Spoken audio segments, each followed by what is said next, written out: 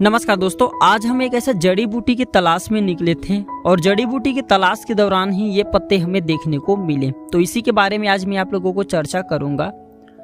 और इस पौधे को भगवानों को अर्पण किया जाता है और साक्षात कहा जाए तो एक प्रकार की यह पौधा हमारे लिए किसी अमृत से कम नहीं है।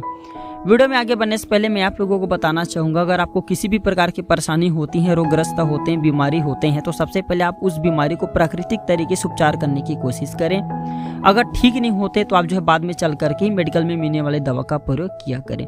क्योंकि हमारे घरों के आसपास में जो हमारे वीडियो में देख लीजिए पेड़ पौधा, इसी प्रकार के बहुत सारे जड़ियाँ बूटियाँ पाई जाती हैं जिसके बारे में हमें पता नहीं होता।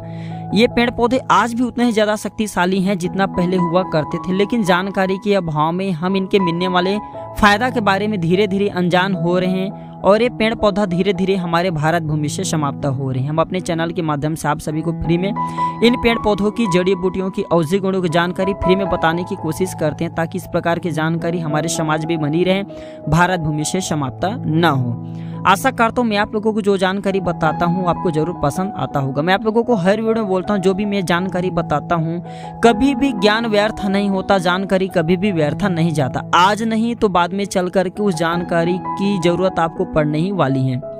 तो वीडियो में कंटिन्यू बने रहे, क्योंकि इस पेड़ पौधे की जानकारी आपको अभी नहीं तो बाद में चल करके पड़ेगी, लेकिन पड़ेगी।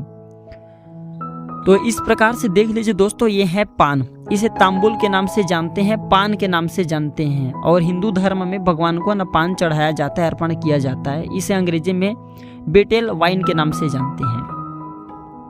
पान के वैसे 2-3 प्रजातियां हो जाती हैं, लेकिन हर प्रजाति में औषधि गुण सेम ही होते हैं।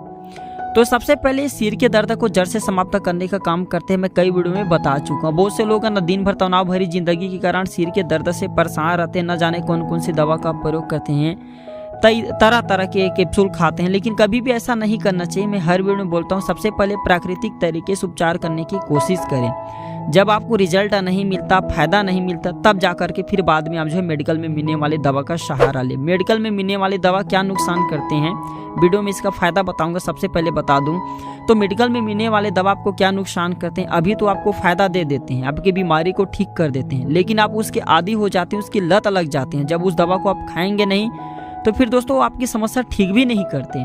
जी हाँ, वो बीमारी को ठीक करने के साथ साथ भयंकर रूप भी बना देते हैं। डायबिटीज में आप लोगों को कई वीडियो में बता चुका है कि कोई गंभीर बीमारी नहीं है, डॉक्टर इसे गंभीर बीमारी बता दी है। अगर आप इसका प्राकृतिक तरीके से उपचार करें तो शुगर की बीमारी 1 से 1.5 महीने में इसका नामो निशान मिटा देंगे आयुर्वेदिक दवा। तो सबसे पहले सिर के दर्द को ठीक करने का काम करते हैं। इसके फायदे इस प्रकार से हैं। तो इसे अपने कनपट्टी पर जो पान देख रहे हैं ना, इसे बांधने से सिर के दर्द जड़ से समाप्त हो जाती हैं। नेत्र रोग में इसका प्रयोग होते हैं आयुर्वेद के अनुसार। अगर इसके रस में मधुरस मिला करके नेत्रों पर अंजन किया जाए तो नेत्र रोग जड़ से समाप्त हो जाते हैं। कान दर्द कर रहे हैं तो 1 से 2 बूंद इसके रस को कान पे डालने से कान के दर्द जड़ से समाप्त हो जाते हैं।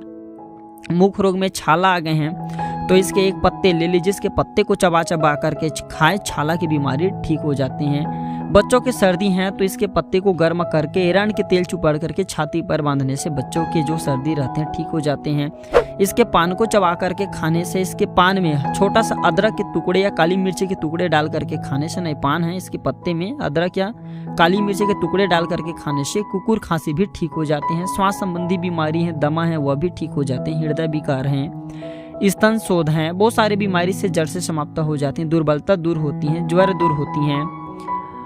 और सर्पदंश में भी पुराने समय में इसका प्रयोग होता था। पान के रस को दंश स्थान पर लगाया जाता था। इसे जो सर्पदंश होते थे, मतलब जहाँ पे सांप काटे थे, वो जहर उतर जाता था। प्राकृतिक तरीके से इसका पहले उपचार होता था सांप के जहर को उतारने के लिए, लेकिन आज इस प्रकार की क्रिया करना किसी खतरे से कम नहीं, क्योंकि इस प्रकार के गंभीर बीमारी का उपचार या इस प्रकार के जो सांप दंश है ये किसी प्रकार के कहा जाए तो खतरे से कम नहीं है, तो इसका उपचार नहीं करना चाहिए।